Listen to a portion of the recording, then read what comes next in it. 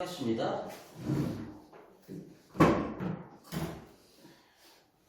이게 무조건 질문하고 될 문제가 아니고요. 기초가 판단해야 됩니다. 그래서 지금 오늘은 기초 잡는 시간입니다. 자, 그 다음에 앞으로 가서 교재 15페이지를 봅니다. 15페이지. 자, 일반 건물에 대해서 이제 기본적인 부분은 설명이 끝났고, 그 다음에 15페이지 집합 건물을 봅니다. 집합 건물. 2번에 집합 건물 나오는데, 집합 건물은 소유권자가 수십 명이 될 수가 있습니다. 아파트 같은 걸 얘기하는 거니까. 그리고 이제 가로 안에 보면은 2번 방 밑에 집합 건물 등기부에 대지권이 올라오면은 토지 등기부는 원칙적으로 폐쇄한다고 되어 있죠. 자, 대지권 얘기가 나왔습니다.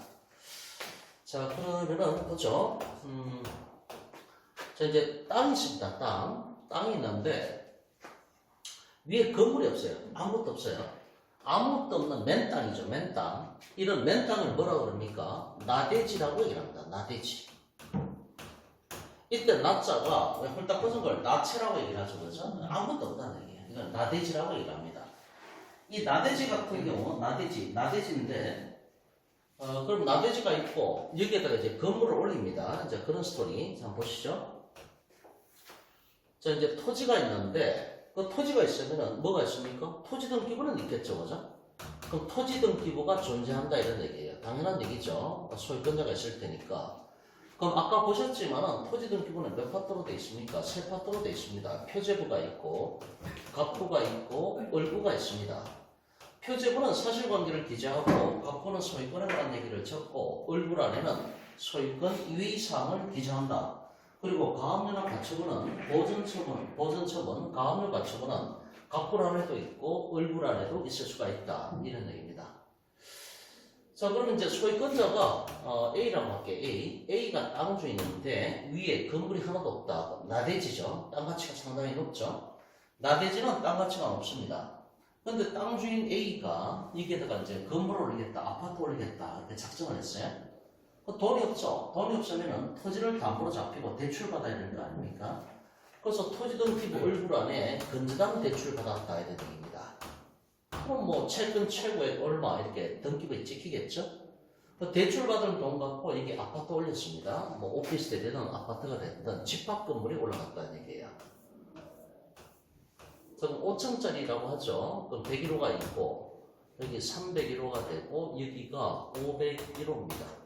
아파트 기준이 뭡니까? 뭘 갖고 아파트라고 그럽니까? 5층 이상입니다. 5층 이상. 그러니까 면적이 얼마냐? 그건 상관이 없어요. 층수가 5층 이상이면 무조건 아파트입니다. 그저 지방에 내려가다 보면은 막 쓰러지기 일보 직전인데 그 면적도 얼마 안 돼요. 전용 면적도. 근데 밖에 뭐라 써놨습니까? 무슨 아파트라고 적어놨죠. 5층 이상이면 무조건 아파트입니다. 면적에 아무 관계가 없어요. 그래서 야, 저 다 쓰러졌는데 저게 무슨 아파트지? 그게 아니고 층수가 5층 이상이면 아파트입니다. 아파트. 그럼 이거 저 4층까지 요거 이제 구분해 보면은 1층에 주차장이 있고요. 그 기둥이 있죠. 필로티 구조로 기둥이 이렇게 서 있고 그 다음에 원룸 건물 다가구 원룸 건물은 여기 이제 2층 3층 4층이라고 한다면은 이 주거용으로 쓰는 게 3개층을 넘지 않아야 됩니다. 이게 원룸입니다. 원룸 다가구죠. 다가구. 원룸 다시 말해서 다가구 주택 같은 경우는 주거용으로 쓰는 게 3개층까지만 주거용으로 쓰게 되어 있습니다. 그러니까 원룸 건물 가보신 분들 아시겠지만 1층은 다 주차장이잖아요. 보통. 그럼 1층은 주차장이고 보통 2층, 3층, 4층 이 3개층을 주거용으로 쓴다. 이런 얘기입니다. 이게 원룸이죠. 원룸이 되고 그 다음에 이제 저희가 공부한 게 연립하고 다세대 빌라 미세한 차이점이 있는데 좀 구분을 좀 해야 됩니다. 연립하고 다세대는 이 주거용으로 쓰는 게 이 원룸 건물은 3개층까지만 주거용으로 쓰는 거예요. 근데 연립이나 다세대는 4층까지입니다. 4층까지. 그 연립에 사시거나 아니면 빌라에 사시는 분들 빌라 오늘 집에 가서 한번 보세요. 빌라 건물은 4층까지입니다. 1층, 2층, 3층, 4층. 연립도 마찬가지입니다. 1층, 2층, 3층, 4층. 그래서 4층까지만 연립이거나 빌라가 됩니다. 이게 5층이 되는 순간 건물 층수가 5층이 되는 순간 아파트로 분류가 됩니다. 이렇게 됩니다. 그러면은 두 개 다 연립이나 다세대 빌라나 둘 다 4계층까지라면서 주거용으로 쓰는 게 이게 4계층까지입니다.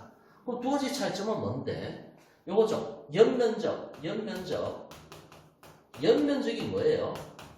이 바닥 면적의 합계입니다. 1층의 바닥 면적, 2층의 바닥 면적, 3층, 4층. 이 바닥 면적의 합계, 연면적이 660제곱미터 이하면은 이게 빌라입니다. 빌라. 근데 연립은 660제곱미터를 초과하면은 이게 연립이 되는 거죠. 연립. 그럼 빌라보다도 빌라하고 연립은 4계층까지라는 건 똑같죠.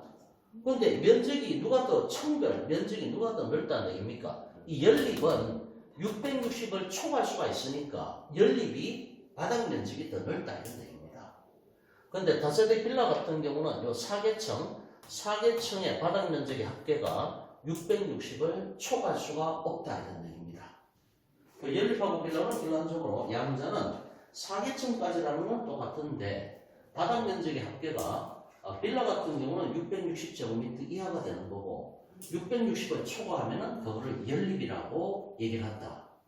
그리고 다가구 원룸 같은 경우는 주거용으로 쓰는 게 3계층을 넘을 수가 없다 이런 얘기입니다. 그렇게 구분하시면 돼요. 주거용으로 쓰는 게 3층, 3계층, 원룸이구나. 4계층 그러면은 연립이거나 다세대. 660 이하면은 빌라, 660 초과하면은 연립. 그리고 이걸 넘어서서 5층에 올라갔네. 5층은 무조건 아파트. 이렇게 분류하시면 됩니다. 자, 집합 건물 나오는데 잠깐만요. 그래서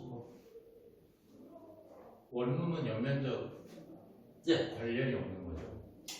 원룸은 연면적이 이게 330이든가 제가 까먹었네요. 이것도 규정이 있습니다. 330 이하든가 한번 인터넷 뒤져보면 나오실 겁니다. 좀 오래돼가지고 제가 자신이 없네요. 330 이하인가 그럴 거예요. 자, 이렇게 기본적인 개념을 잡고 그럼 다시 한번 보면은 얘기하다 보니까 이쪽으로 빠졌는데 자, 토지를 갖고 있는데 소유권자가 A입니다. 여기가 이제 아파트를 올리고 싶다. 5층짜리 5층 이상의 아파트니까 아파트 올린다는 얘기죠. 자, 집합건물 올리고 싶다. 그러면은 토지 등기부를 보니까 표제부가 있고 갑구가 있고 을구가 있고 이렇게 세 파트로 돼 있죠. 표제부는 하나입니다. 하나. 이렇게 돼 있는데 그 건조당 대출 받습니다. 그러면 을구에 건조당이 들어가야 됩니다. 그럼 돈 빌려가지고 대출 받아서 토지를 담보로 대출 받아가지고 아파트 올렸다 이런 얘기입니다. 그럼 토지 등기부는 원래부터 존재하던 것이고 아파트가 올라갔으니까 뭡니까? 건물 등기부를 새로 만들어야 되죠. 신축 건물에 올라갔기 때문에 이게 집합 건물이니까 등기부 어떻게 나옵니까? 집합 건물 등기부라고 나옵니다. 집합 건물 등기부. 자, 여기부터 중요한 게 이 집합 건물 등기부는 파트가 4파트로 되어 있습니다. 표제부가 2개가 나와야 됩니다. 2개가. 그 다음에 갑구, 을구는 똑같습니다. 갑구는 소유권에 관한 사항이 기재가 되고 을구는 소유권 이외의 전세권, 건전함 이런 것들이 을구란에 기재가 됩니다. 그럼 표제부가 여기는 2개가 나와 있잖아요. 2개가 집합 건물만. 그럼 이 첫 번째 표제부 이게 아파트라고 생각해 보세요. 아파트 단지에 가면 동수가 많잖아요. 그죠? 그럼 이게 103동 아파트라고 생각해 보세요. 103동에 302호 등기부를 떼봤다는 얘기죠.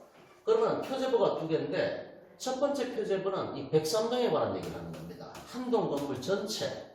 이게 한 동 103동인데 1층의 면적이 어떻고 2층의 면적이 어떻고 이게 몇 층짜리고 이런 얘기들을 해준다는 얘기죠. 그래서 집합건물 등기부에서 첫 번째 표제부는 한 동 건물 전체에 관한 얘기를 합니다. 그 다음에 두 번째 표제부는 요 302호에 관한 얘기를 합니다. 302호. 이걸 뭐라고 그러죠? 전유 부분이라고 얘기하죠. 전유 부분. 여기 전유 부분에 관한 얘기를 합니다. 전유 부분. 이렇게. 자, 이걸 직접 눈으로 이제 확인을 하겠습니다. 자, 어디로 가는가 하면요. 자, 교재 뒤로 넘어갑니다. 페이지를 불러드리겠습니다. 193페이지입니다. 193페이지. 193페이지에 보면은 2022 타경 193페이지입니다. 2022 타경 525 뭐 9땡땡 이렇게 돼 있고 인천광역시 미추홀구라고 돼 있습니다. 그 다음 202호 자, 주소 나와 있고 밑에 물건 종류이 뭡니까? 오피스텔이죠. 오피스텔은 뭡니까? 일반 건물이 아니고 집합 건물입니다. 집합 건물. 오피스텔 가보면은 그 수십 개가 들어와 있잖아요. 그죠? 그 방방이 전부 다 소유권자가 따로따로 돼 있지 않습니까? 그러니까 소유권자가 수십 명이 나오는 거죠. 오피스텔. 자, 여기에는 집합 건물은 반드시 대지권이 올라와야 됩니다. 그 대지권이 뭐냐? 좀 이따 설명드리고 대지권 올라왔죠? 그 다음에 건물 면적이 17평이고 전용 면적을 얘기하는 것이고 토지 건물이 일괄 매각으로 나왔다. 밑에 강제경매 사건이고 매매의 감정가가 2억 4천짜리입니다. 오른쪽에 보니까 1차, 2차 계속 떨어지고 있죠. 그래서 지금 49%까지 떨어진 상태다. 이런 얘기입니다. 그 다음에 입찰 보증금이 10%가 되고 소유자 채무자가 주식회사 EN입니다.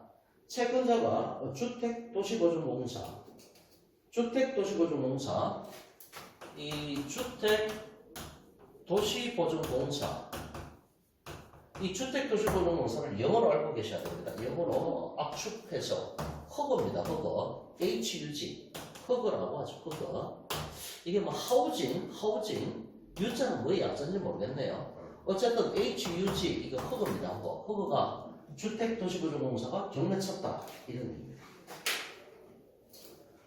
자, 그리고 맨 밑에 임차인 나오죠. 이광모 씨가 나옵니다. 임차인이 이광모 씨가 나옵니다. 그리고 바로 밑에 주택도시보증공사 허그가 등장을 했죠. 넘어갑니다. 자, 그 다음 페이지에 보면은 등기부 현황이 나와 있는데 여기 등기부가 하나밖에 없잖아요. 그죠? 앞에서 일반 건물 같은 경우는 소유권자가 한 사람인 경우 원룸 건물은 건물 등기부 따로 토지 등기부 따로 둘 다 존재했죠. 그죠? 근데 이거는 집합 건물이란 말이에요. 집합 건물인데 등기부가 하나밖에 없죠. 그죠? 이게 건물 등기부입니다. 건물 등기부. 그럼 토지 등기부는 어디로 갔냐? 토지 등기부는 폐쇄시켰습니다. 출력이 안 됩니다. 그래서 이제 여기서 보면은 이게 집합 건물 등기부를 이제 만들어야 되죠. 신축 건물에 올라갔기 때문에. 그래서 표제부가 두 개가 나와야 되고 갑구가 나와야 되고 을구가 나옵니다. 그럼 표제부는 첫 번째 표제부는 한동 건물 전체에 관한 얘기를 합니다. 백삼동 전체. 그 다음에 뭐가 나오는가 하면은 뒤에 전체 땅이 나옵니다. 전체 땅. 전체 토지를 갖다가 바로 이렇게 적어줍니다. 그럼 이 백삼동이 깔고 앉은 이 전체 토지 있죠? 이 전체 토지에 관한 얘기를 바로 뒤에 적어줘야 됩니다. 바로 뒤에. 그 다음에 이제 등기부를 바로 보면서 확인하시죠. 매물수가 있고 뒤로 넘어가서 198페이지를 봅니다. 198페이지에 보면은 집합건물 나오죠. 표제부가 있는데 이 표제부가 한동 건물 전체에 관한 표시라고 돼 있죠. 그렇죠? 그리고 오른쪽에 199페이지에 보면은 또 표제부가 나와 있죠. 그렇죠? 그래서 집합건물 같은 경우는 표제부가 반드시 두 개가 나와야 됩니다.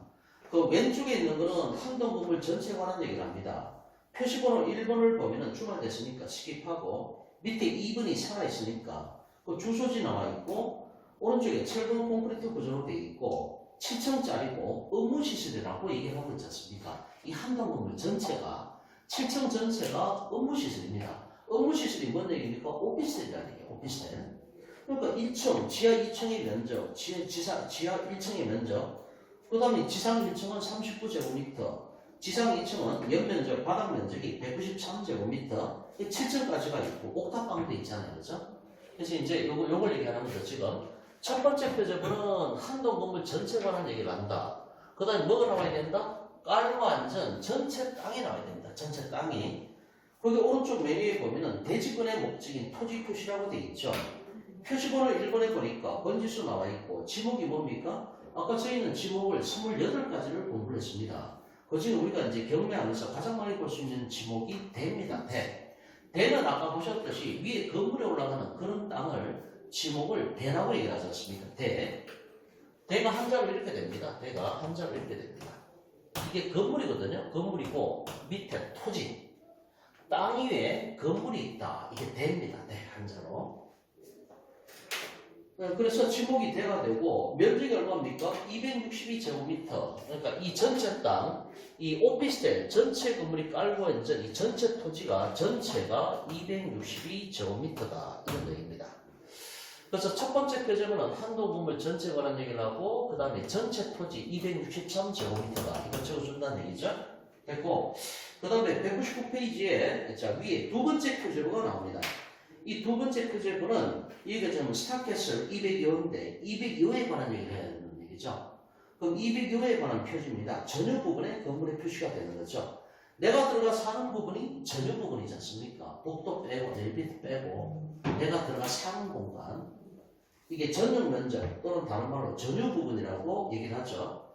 자, 202호인데 건물 내역을 보시면은 여기 202호가 철근 콘크리트 구조로 되어 있고 이 면적이 전용 면적이 57제곱미터가 되어 있다 이런 거 아닙니까? 그럼 여러분들 이 사건은 즉 202호인데 202호 등기부를 떼보니까 요 면적, 요게 전용 면적이죠. 내가 들어가 사는데 이 면적이 아까 뭐 27제곱미터입니까? 그렇게 돼 있었죠, 그죠? 57제곱미터 그렇게 돼 있었죠. 자, 그럼 여기까지 지금 설명이 됐습니다. 그럼 두 번째 표제문은 202호 전용 부분에 관한 얘기를 하고 있는데 문제는 이 뒤에 또 땅에 관한 얘기를 또 적어줘야 됩니다. 요거는 뭡니까? 전체 땅. 그 다음에 여기 202호 밑에 있는 그 다음에 이 땅은 이걸 대지권이라고 얘기를 하고 대지권은 뭔 말이냐? 토지에 대한 권리를 얘기합니다. 토지 소유권. 그럼 이게 101호도 땅에 대해서 토지 지분을 갖고 있을 것이고요. 이 토지에 대해서 왜 이러지? 이 토지에 대해서 지분을 갖고 있을 거 아닙니까? 101호도 갖고 있고 102호도 갖고 있고 202호도 갖고 있단 말이에요. 그럼 아까 전체 면적이 262제곱미터고 이 아파트가 10가구라고 한다면 그러면 면적이 똑같다는 전제하에서 그러면 뭡니까? 10분의 1로 나누면은 101호도 얼마 갖고 있고 102호도 얼마 갖고 있고 그렇게 될 거 아닙니까? 그렇죠? 그 얘기를 하는 겁니다. 그게 대지권입니다. 대지권. 몇 분의 몇을 갖고 있냐? 그래서 대지권은 전체 면적분의 202호가 갖고 있는 지분이 얼마가 되니까 항상 분수로 표현됩니다. 분수로 몇 분의 몇 이렇게 나옵니다. 그래서 그 대지권을 보면은 전유 부분의 건물의 표시 밑에 대지권 종류 소유권 대지권이죠. 소유권에 근거해서 대지권을 갖고 있다. 땅에 대한 권리를 얘기합니다. 대지권, 땅에 대한 권리. 땅에 대한 권리를 소유권에 근거해서 대지권을 갖고 있다. 이런 얘기입니다. 대지권 비율이 뭡니까? 아까 전체 땅이 262제곱미터였지 않습니까? 이 중에서 202호가 갖고 있는 게 15제곱미터를 갖고 있다. 이런 얘기입니다. 자, 이게 대지권입니다. 대지권. 자, 그럼 대지권 올라왔죠? 그럼 대지권이 올라오면 어떻게 되는가 하면은, 자, 중요한 게 집합 건물 같은 경우에 토지가 있고 아파트가 신축 건물에 올라갔는데, 그럼 아파트가 신축됐으니까 집합 건물 등기부를 새로 만들죠? 새로 만들었는데, 여기 전용 부분의 표제부 뒤에 대지권이 찍혀야 됩니다. 땅에 대한 권리가 있어야 된다는 얘기죠. 202호가. 그럼 이 땅에 대한 권리를 지키는 순간 어떻게 되는가 하면은 여기 202호, 건물 202호하고 202호가 갖고 있는 땅에 대한 권리, 토지 지분이 일체가 됩니다. 한 몸이 됩니다. 한 몸이. 공동체가 된다. 합체가 된다는 얘기예요. 아까 일반 건물은 소유권자가 한 명이고, 그건 단독주택도 있고, 그 다음에 이제 다가구 원룸도 있고, 다중주택도 있고, 그렇잖아요. 그거는 뭐라 그랬습니까? 건물 등기부 따로, 토지 등기부 따로 이렇게 분리가 돼 있었잖아요. 근데 집합건물 같은 경우는 집합건물 등기부가 완성되고 등기부를 만드는데 이 전용 부분의 표제부 밑에 대지권이 찍히는 순간 이 땅에 대한 권리하고 건물하고 한 몸이 된다. 운명 공동체가 된다. 이런 얘기입니다. 자, 혹시 연배가 비슷하신 분들은 제가 어릴 때 유명한 만화 영화 마징가 Z가 있었습니다. 마징가 Z 이게 만화 영화가 있고 그 다음에 짱가라는 만화 영화가 있었고 그 다음에 그랜다이스 이런 것들도 있었어요. 근데 거기에 보면 뭐 합체하잖아요. 합체 이런 식으로 대지권이 지키는 순간 토지하고 건물이 하나가 된다 이런 얘기입니다. 운명 공동체가 된다.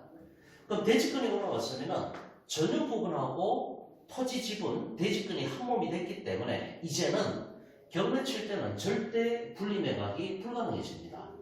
팔 때, 매매할 때도 마찬가지입니다. 아파트 200여만 파는 게 아니라 땅에 대한 권리도 같이 팔아야 됩니다.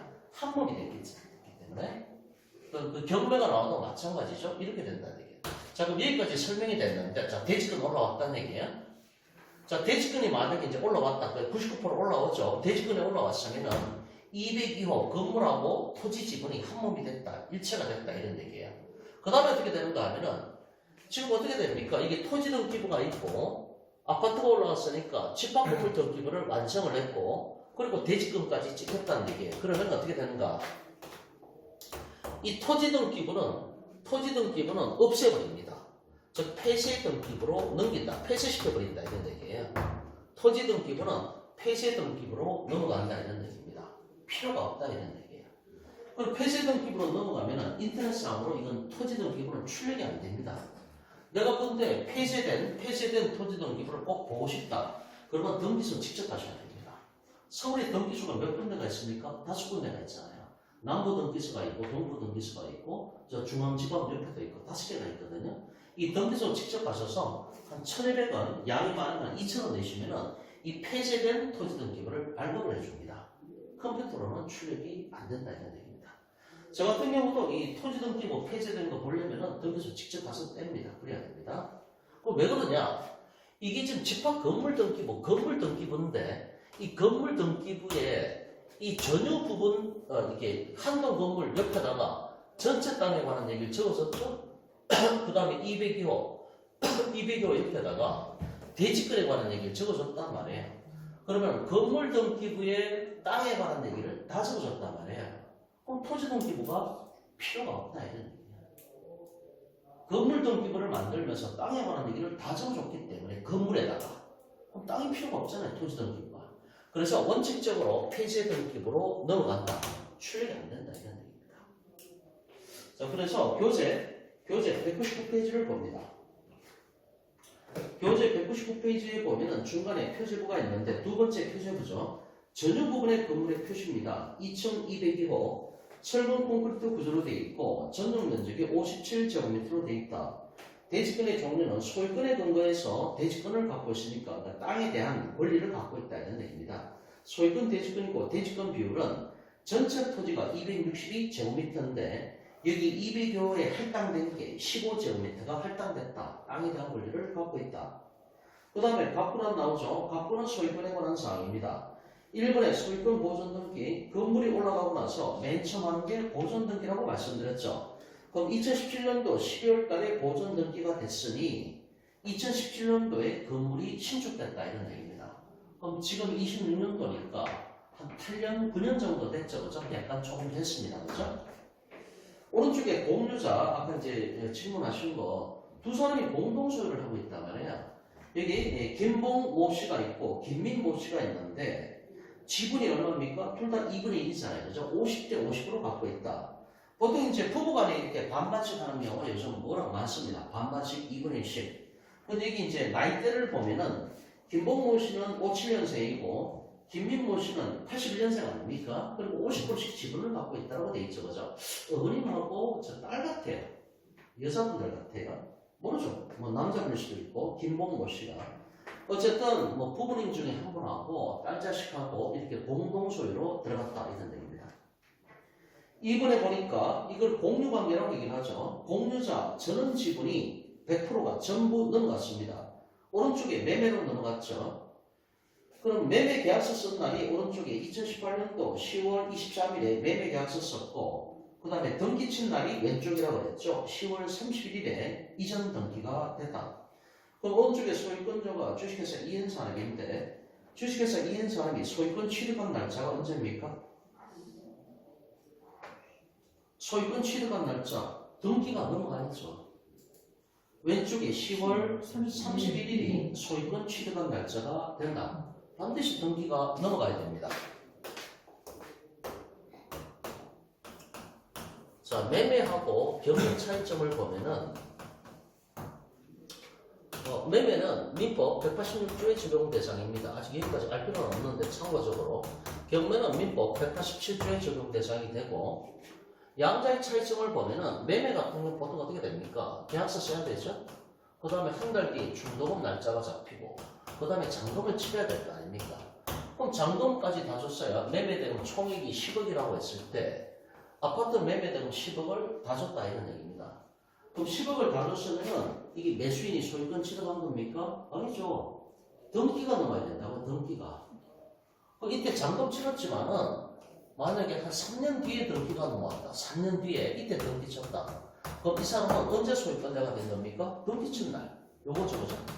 여기 이제 민법 186조에 나와 있죠. 법률 행위로 인한 물권 변동은 반드시 등기가 됐을 때 권리를 취득하는 겁니다. 그래서 10억을 다 줬다고 소유권자가 되냐? 그게 아니죠. 반드시 내 앞으로 등기 쳐야 됩니다. 등기 쳐야 이 순간에 나는 소유권을 취득한다 이런 얘기죠. 요게 매매죠, 매매. 법률 행위. 경매는 어떻게 됩니까? 저희는 지금 경매 공부를 하고 있잖아요. 경매 같은 경우는 어떻게 됩니까? 그럼 이제 입찰 절차를 보면은 여기서 내가 매각기일에 애팅해서 내가 낙찰을 받았다는 얘기. 1등을 했죠. 1등을 했으면 나의 법적 지위는 최고가 매수 신고인이 됩니다. 나중에 경매 절차도 다 말씀드립니다. 맛보기 오늘은 첫날이니까. 그러면 7, 그 다음에 보통 35일, 그 다음에 30일, 이런 4단계를 다 공부하셔야 됩니다. 경매 절차 공부할 때. 그럼 낙찰받고 나서 일주일 뒤에 매각 허가 결정이나 불허가 결정이 떨어지죠. 만약에 매각 허가 결정이 떨어졌으면 일주일 뒤에 이 매각 허가 결정이 확정이 됩니다. 확정. 그 다음에 35일 뒤에 잔금 납부를 해야 됩니다. 잔금 납부. 잔금 납부한 다음에 보통 한 달 뒤에 배당을 하게 됩니다. 배당. 빚자 쳐야 될 거 아닙니까? 돈을 나눠줘야 될 거 아닙니까? 낙찰가에서. 그 다음에 소유권 등기가 그 다음에 나옵니다. 등기가. 그럼 여기서 이제 경매 같은 경우는 낙찰자가 소유권 취득하는 날짜가 언제입니까? 매매 같은 경우는 자기 앞으로 등기가 넘어와야만 소유권 취득을 합니다. 예외가 없죠. 그런데 경매는 정반대입니다. 거꾸로입니다. 언제 소유권 취득합니까? 돈만 내면은 소유권자가 됩니다. 예. 잔금 납부하면은 즉시 소유권을 취득한다. 이렇게 민법 187조하고 민사집행법 135조에 명시가 되어 있습니다. 여기 경매하고 매매가 정반대 아닙니까? 그러면 돈을 냈으니까 즉시 소유권자가 됐단 말이에요. 소유권을 취득했단 말이에요. 그 다음에 내 앞으로 등기를 하든 안 하든 그거는 개인의 문제입니다. 일부러 등기 안 하는 사람들도 많습니다. 낙찰받고 나서 잔금 납부하면 즉시 소유권자가 됐죠. 소유권 취득했기 때문에 그럼 자기 앞으로 이전 등기에서 넘어가야 될 거 아닙니까? 등기를 안 하는 사람도 많습니다. 하든 안 하든 상관이 없죠. 나는 이미 소유권을 취득을 했기 때문에 이렇게 되는 거죠. 여기 이제 반대 구조를 갖고 있다 이런 얘기입니다. 그럼 낙찰받고 나서 왜 자기 앞으로 등기를 안 할까요? 잔금 납부했으니까 소유권 취득을 했죠. 자기 앞으로 이전 등기가 되는 순간 나의 채권자들이 달라드는 거죠. 네 명의로 됐으니까, 그죠? 그래서 책임을 회피하려고 일부러 등기 안 치는 사람들도 되게 많습니다. 내 앞으로 등기가 되는 순간 공격이 들어오잖아요. 내 앞으로 등기가 되는 순간 이걸 상대로 또 경매가 또 들어온단 말이에요. 나의 채권자들 경매 칠 거 아닙니까? 그래서 일부러 놔두는 사람들도 되게 많다. 자, 이런 기본적인 차이점이 있다. 자, 199페이지를 계속 보고 있습니다. 1번에 보니까 소유권 보존 등기. 그래서 이제 최초로 올라간 게 2017년도에 건물이 올라갔다 이런 얘기죠. 그래서 지금부터 한 8년 됐다 이 건물이.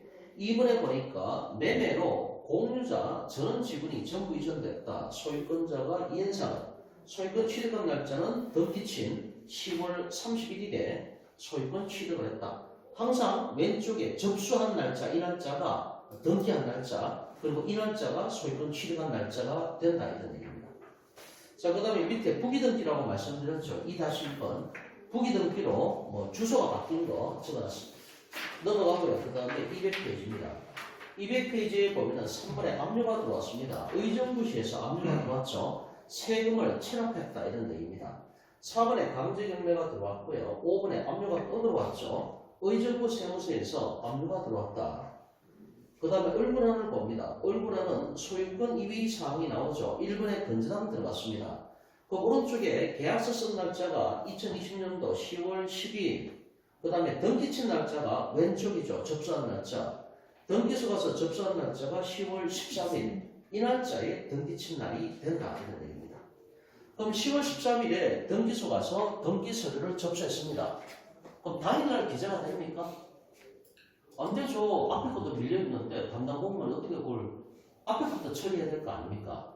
그래서 내가 오늘 접수한 거예요. 오늘 등기 서류를 등기소에 접수를 했다. 그러면 등기에 내 이름이 올라갈 때까지 한 3일 정도는 시간이 걸립니다. 그럼 3일 정도 시간이 걸리는데 그럼 3일 뒤에 등기비 찍히겠죠? 그런데 오늘 날짜로 찍어준다고. 오늘 날짜로 접수한 날짜로. 그래서 등기 친 날이 오늘이 됩니다.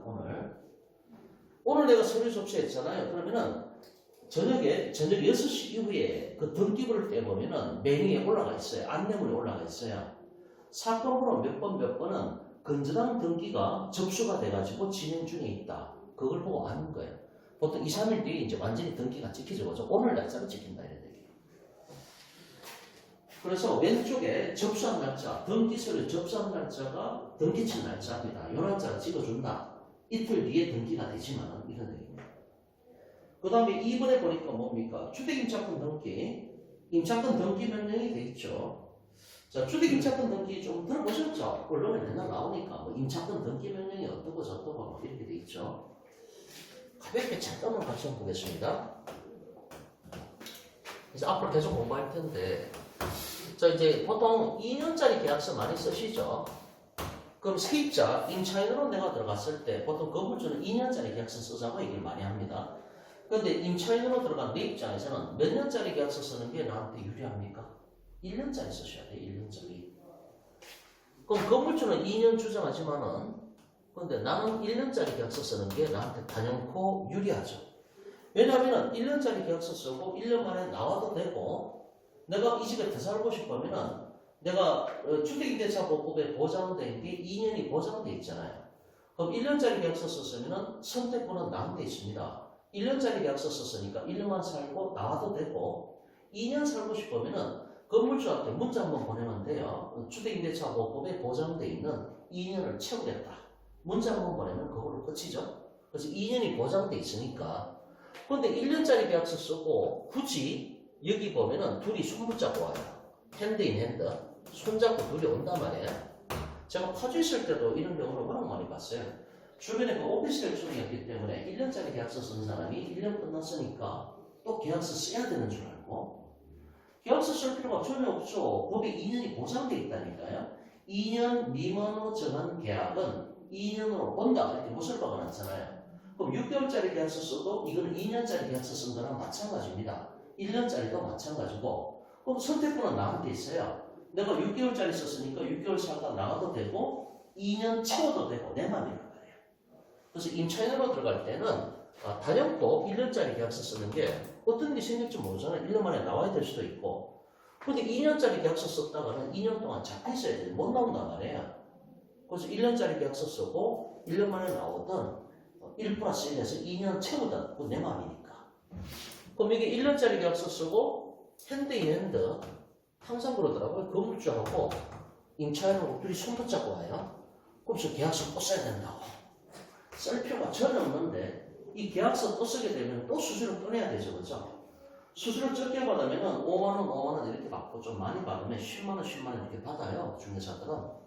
근데 10만원씩 내게 되면 돈값을 지출할 필요가 없는데 지출한 거 아닙니까? 그죠? 그러니까 법을 알면은 뭐 돈을 낭비를 안 하는데 이게 이제 공부를 안 하다 보니까 이게 생활법률이잖아요. 그죠? 이 경매는 생활법률입니다. 우리 일상생활하고 밀접한 관련이 있기 때문에 본인이 경매를 안 해도 경매를 해두셔야 됩니다. 또 사기를 당하기 때문에 사기 당하지 않으려면 경매 공부를 해야 됩니다. 자, 어차피 나중에 주택임대차 때 다 나오는 얘기라서 어차피 해야 되기 때문에 자, 지금 보통 2년짜리 계약서 많이 쓰시니까요. 그리고 임차인으로 들어갔을 때 뭐 합니까? 전입신고하고 확정일자 찍죠? 그 다음에 전세 차이가 너무 많기 때문에 들어가면서 뭘 합니까? 전부 다 보험을 듭니다. 보증보험을 들죠. 이 보증보험을 대표적으로 어디에 듭니까? 아까 나왔잖아요. 주택도시보증공사 허그에서 대부분 합니다. 그 다음 허그 말고도 또 있죠. 그죠? 서울도시보증공사도 있고요. 어느 쪽이든 선택하시면 되는데 한 90% 정도는 다 허그 쪽으로 보험을 드시더라고요. 그럼 내가 전세 보증금이 임대차 보증금이 한 2억 정도 된다. 그럼 내가 보험료로 납부를 해야 되는 게 얼마입니까? 한 100만 원 정도 보시면 될 것 같아요. 100만 원. 우리가 자동차를 구입하게 되면은 자동차 보험을 의무적으로 들게 돼 있잖아요. 그러면은 뭐 적은 돈이 아니에요. 100만 원 막 넘어가고 이러잖아요. 처음 할 때는 보험료가 세니까. 그럼 보험료 낸 거 100만 원 나중에 돌려줍니까? 아니죠. 그거는 먹히는 돈입니다. 그죠? 안 돌려줍니다. 그죠? 대신에 사고가 났을 때가 내가 보험을 받는 거 아닙니까? 이것도 마찬가지죠. 그러면 이게 이제 보증보험에다가 보험을 많이 들죠. 전세 사기가 걱정이 되니까. 그럼 내가 보증금이 2억이면은 한 100만 원 정도 들어간다고 치고 100만 원 납부했습니다. 자, 만기가 됐다는 얘기죠. 만기가 됐는데 아니나 다를까 집주인이 보증금을 돌려주지 않는다 이런 얘기예요. 그러면은 바로 뭘 해야 됩니까? 임차권 등기명령 신청을 하셔야 됩니다. 임차권 등기명령 나중에 뭐 나오니까 가볍게 들었어요. 임차권 등기명령 신청을 하면은 등기부에 찍히는 게 뭐가 찍힙니까? 주택임차권 등기가 찍힙니다. 근데 주택임차권 등기가 등기부에 찍히는데 만약에 5월 4일에 등기부에 찍혔다는 얘기죠. 그럼 그 다음 날이 5월 5일이죠. 5월 5일부터 나는 이사 갈 수가 있습니다. 그 다음에 5월 5일부터 나는 전입신고를 뺄 수가 있다는 얘기죠. 이 사이에 주택임차권 등기가 등기부에 찍히기 전에 임차권 등기명령 신청하고 주택임차권 등기가 찍히고 이 사이에 만약에 이사 가거나 이 사이에 만약에 전입신고를 뺐다가는 보증금 2억은 다 날아갔습니다. 반드시 알고 있어야 되죠. 그죠? 상식이죠, 상식. 그래서 임차권 등기명령 신청해서 주택임차권 등기 찍고 그 다음 날로부터 이사 갈 수가 있고 전입신고를 뺄 수가 있는 거 아닙니까? 그죠? 예, 분명히 알고 있어야 됩니다. 자, 나중에 다 나옵니다. 그래서 이제 간단하게 설명드리는 건데 200페이지, 교재 200페이지에 보면은 얼굴한 2번에 그 주택임차권 등기가 찍혔죠, 그죠? 이걸 얘기하는 겁니다. 지금 요거 주택임차권 등기 찍었다 이런 얘기입니다. 찍은 날짜가 언제입니까? 6월 3일에 찍었잖아요. 6월 3일에. 6월 3일에 찍었으니까 여기 임차인이 이사갈 수 있는 건 언제부터? 그 다음 날인 6월 4일부터 이사갈 수가 있고 6월 4일부터 전입신고를 뺄 수가 있다. 그 전에 하면은 보증금 다 날아갑니다. 절대 지켜야 됩니다. 자, 오른쪽에 임대차 보증금이 1억 5천이죠. 1억 5천. 범위가 나와 있고, 임대차 계약서 쓴 게 2019년도 2월달. 주민등록이 전입신고 아닙니까? 전입신고한 게 2019년도 3월 10일. 그 다음에 점유개시일자가 뭡니까? 내가 들어간 날, 이사 들어간 날을 얘기합니다. 내가 이사 들어간 날짜가 2019년도 2월 28일. 그 다음에 동사무소 가서 주민센터 가서 확정자 받아놔야 될 거 아닙니까? 여기 2019년도 3월 10일 임차권자 이모씨 이렇게 돼 있죠, 그렇죠? 이렇게 이제 자 주택임차권 등기가 앞으로 계속 나올 겁니다. 기본적인 설명만 지금 드렸습니다. 왜 이렇게 되냐? 다 나옵니다. 나중에 주택임대차 보고 다 나오니까. 자 오른쪽에 주요 등기사항 요약을 보면은 말소된 거는 빼버리고 현재 살아있는 것들만 일목요연하게 정리가 돼 있죠, 그렇죠? 이렇게 됩니다. 그리고 토지등기부는 없잖아요. 토지등기부는 어떻게 됐다? 집합건물이기 때문에 대지권이 올라왔기 때문에 땅에 관한 얘기를 건물등기부에 다 적어줬기 때문에 토지등기부는 필요가 없으니까 폐쇄시킨다고 그랬잖아요. 폐쇄등기부로 넘어갔다. 이런 얘기입니다. 자, 기본적인 설명을 드렸고 그러면은 지금 이제 경매 사이트 들어가서 같이 한번 보시죠.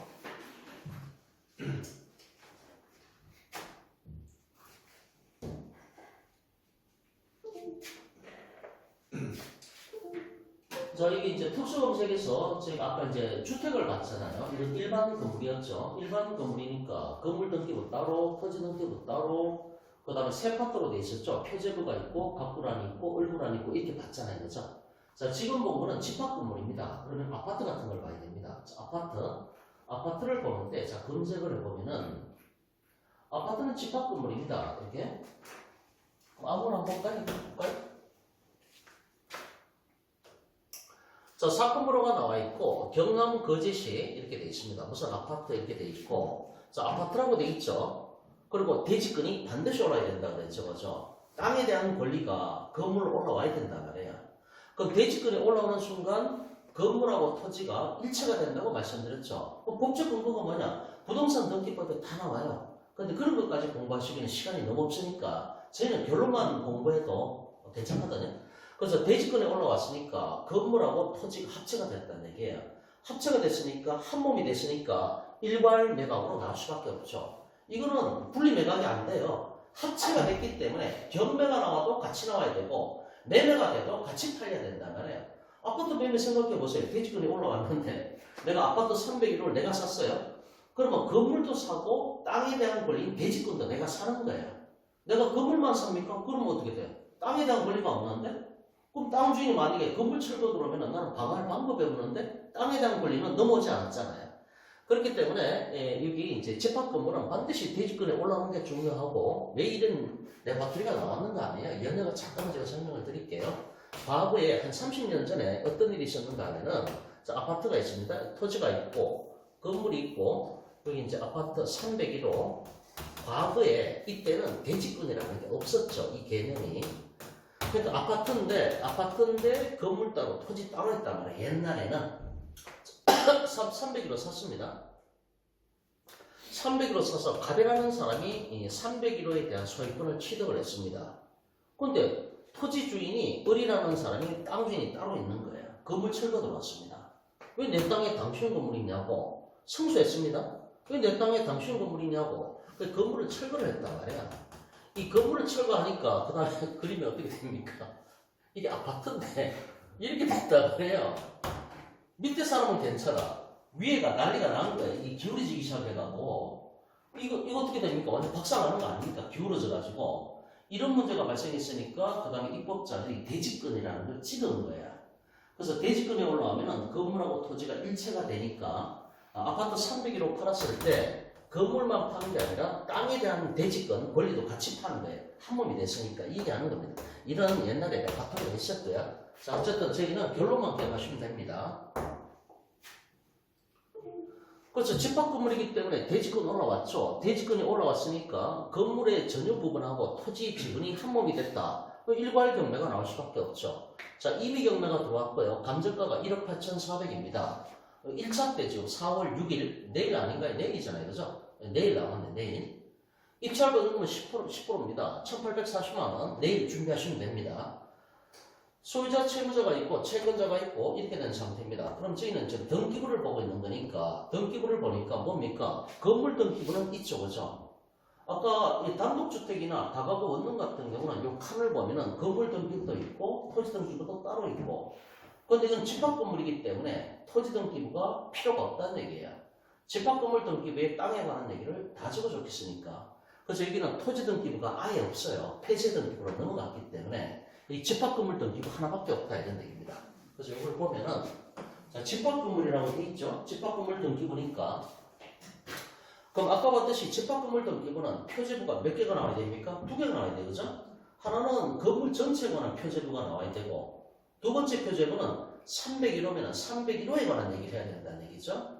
그리고 각각 그 밑에 땅에 관한 얘기를 다 적어줘야 되고 자, 표제부가 나오는데 한동 건물 전체에 관한 표제부죠. 여기 쭉 나와 있는데 여기 이제 철근 콘크리트고 20층짜리 공동주택 아파트라고 돼 있죠. 1층의 면적, 2층의 면적, 맨 밑에 20층의 면적 이렇게 돼 있고 그 다음에 전체 땅에 관한 얘기가 나와야 되죠. 그래서 이제 땅의 번지수 나와 있고 지목이 뭡니까? 대. 건물이 올라왔으니까 대. 그리고 이 한동 건물이 깔고 앉은 전체 면적이 11,160제곱미터가 된다. 전체 면적이요. 그 다음에 두 번째 표제부가 등장을 해야 되죠. 이건 전유 부분. 여기 1401호에 관한 얘기입니다. 그럼 1401호에 이거 전용 면적이라고 말씀드렸죠. 전용 면적. 전용 면적이 내가 들어가 사는 공간 84제곱미터가 된다. 자, 그 다음에 대지권 얘기 나와야 되죠. 자, 대지권의 종류가 소유권에 근거해서 땅에 대한 권리를 갖고 있기 때문에 소유권 대지권이죠. 그리고 대지권 비율이 아까 전체 땅이 11,160이었잖아요. 그거분의 50제곱미터를 갖고 있다. 대지권 비율이 이렇게 갖고 있다. 그 다음에 바꾸는 소유권에 관한 사항이죠. 소유권. 첫 번째 소유권 보존 등기가 맨 처음 하는 게 보존 등기니까 2017년도 9월 달에 건물이 완공이 됐다는 얘기죠. 그럼 지금이 26년도니까 지금으로부터 한 8년 정도 된 건물이다. 이런 얘기죠. 아파트가. 소유권자 이렇게 돼 있고 그 다음에 부기 등기 방식으로 1-1번 요거 그 다음에 1-2번 뭐 이렇게 돼 있고 그 다음에 가압류가 들어와 있고 임의 경매가 들어갔죠. 그 다음에 얼굴 안에 보면은 이제 소유권 이외의 사항이 얼굴 안에 기재가 되죠. 건전함 들어왔다가 지워졌고 여기 전세권도 들어왔죠. 여기 전세권 들어왔다가 말소가 됐습니다. 계약기간이 종료가 됐겠죠. 그 다음에 건전함 또 들어왔고 전세권 또 들어왔네. 그죠? 이런 식으로 이제 진행이 된다 이런 얘기입니다. 하나만 더 볼게요. 자, 지금 저희들이 아파트를 받고, 아파트 말고, 딴 데로 가보죠. 아파트 말고. 말고 뭘 볼까요? 집합 건물 중에서 오피스텔로 가볼게요. 오피스텔. 저희 검색하면은 오피스텔도 소유권자가 수십 명이니까 집합 건물 아닙니까? 그러면은 자 이제 오피스텔 나와 있는데 아무거나 하나 찍어서 경기도 용인에 있습니다. 자 이제 오피스텔입니다. 오피스텔이고 자 집합 건물이니까 대지권이 반드시 올라야 되죠. 대지권 올라온 거예요. 그럼 건물하고 토지가 한 몸이 됐다. 한 몸이 됐으니까 매매가 되든 경매가 되든 반드시 한꺼번에 토지 건물이 같이 나와야 된다. 한 몸이 됐기 때문에 일괄 매각이죠. 자 감정 경매가 들어왔고요. 감정가가 1억 9,100입니다. 1차 때가 4월 6일이니까 내일이네요. 그죠? 100%에 나왔습니다. 입찰 거주금은 10% 이렇게 돼 있고 자 밑에 사진 나와 있죠? 사진 나와 있고 자 저희가 등기부를 보니까 여기도 보면은 토지 등기부는 없죠. 그죠? 폐쇄된 겁니다. 그리고 건물 등기부 집합 건물 등기부만 존재한다 이런 얘기죠. 그래서 자 집합 건물이 나오는데 표제부가 두 개가 나와야 되죠. 첫 번째는 한동 건물 전체에 관한 얘기. 그래서 1층이 건생, 2층이 건생, 3층이 업무시설 뭐 쭉 해서 여기 10층도 업무시설로 돼 있다. 그 다음에 전체 땅에 관한 얘기가 나와야 되죠. 전체 면적이 1268제곱미터. 그 다음에 전용 부분의 표제부가 나와야 되죠. 1016호. 철근 콘크리트로 돼 있고 전용 면적이 33제곱미터가 된다. 이런 얘기입니다. 그 다음에 대지권 얘기 나와야 되죠. 소유권 대지권이고 대지권 비율이 아까 전체 땅이 1268이었잖아요. 그 중에 여기 1016호가 갖고 있는 게 9제곱미터를 갖고 있다. 분수로 나온다 그랬죠. 그죠? 네. 그 다음에 갑분안에 관한 얘기가 나옵니다. 소유권 보존 등기가 2014년도니까 2014년도 7월 달에 건물이 완공됐다. 그럼 지금 26년도니까 한 12년 정도 된 건물이죠. 그죠? 조금 낡았다라고 보시는 게 맞습니다. 소유권자가 이렇게 돼 있고 그 다음에 소유권 이전, 소유권이 넘어갔죠. 자, 신탁이란 말 들어보셨죠? 신탁, 뉴스에 종종 나오잖아요. 나중에 시간 되면 이제 신탁에 대해서도 저희가 공부를 해야 됩니다. 여기서 사기가 많이 벌어지기 때문에.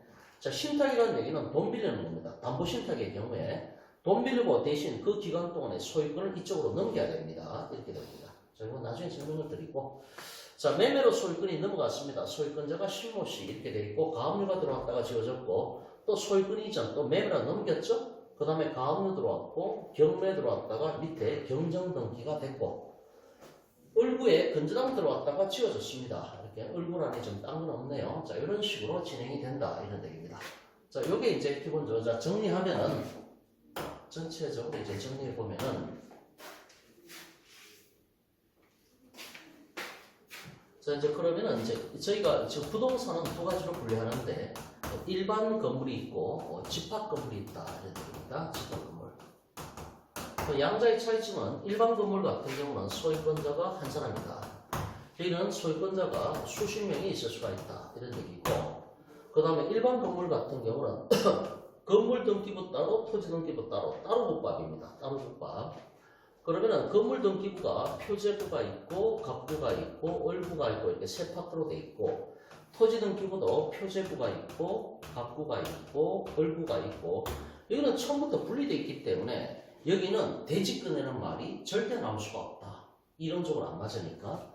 근데 집합 건물은 소유권자가 수십 명이죠. 뭐 아파트라든가 연립, 다세대 빌라, 오피스텔 이런 것들이 있는데, 이런 것들은 토지 등기부가 있고 건물 등기부가 있는데, 이 집합 건물이 완성되고 나면은 집합 건물 등기부를 만들어야 되는데 표제부가 두 개가 나와야 된다. 그 다음에 갑부란이 있고 을부란이 있다. 토지 등기부는 원래 표제부가 하나, 그 다음에 갑부란이 있고 을부란이 있고 이렇게 되죠. 그러면은 집합 건물 등기부가 완성되고 나면은 이 표제부는 이 건물 전체에 관한 얘기를 하고, 두 번째 표제부는 전용 부분인 202호에 관한 얘기를 하는 거고, 그 다음에 첫 번째 표제부 뒤에 전체 땅을 얘기해야 되고, 두 번째 표제부에는 202호가 갖고 있는 땅에 대한 권리, 그게 대지권인데 대지권을 적어줘야 된다는 얘기죠.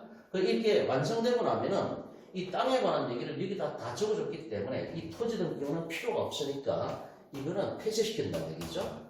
폐쇄시키니까 저 아파트에 사시는 분들, 빌라나 연립에 사시는 분들 집에 가서 등기부 한번 떼보세요. 컴퓨터 앞에 앉아가지고. 토지 등기부는 원칙적으로 출력되지 않습니다. 없습니다. 집합 건물 등기부만 나온다. 이런 얘기죠. 10분 쉬었다가 예매해서 하겠습니다.